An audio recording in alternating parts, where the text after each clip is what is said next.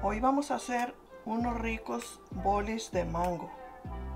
Acompáñenme a hacerlos.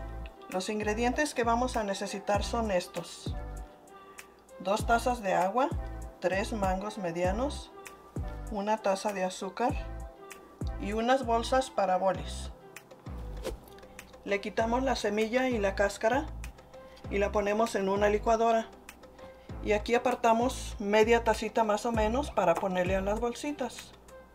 Enseguida le ponemos el agua y el azúcar.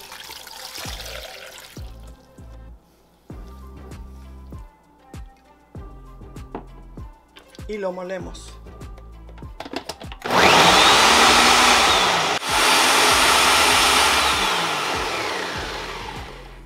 Le ponemos unos pedacitos de mango en la bolsita.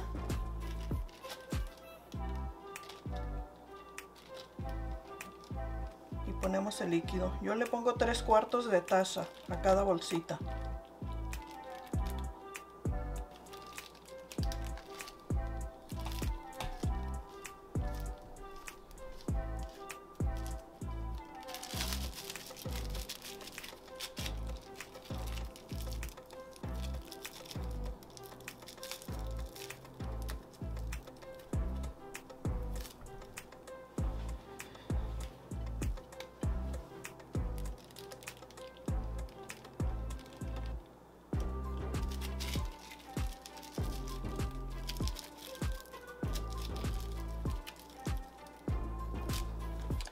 Por último, los llevamos al congelador por toda la noche.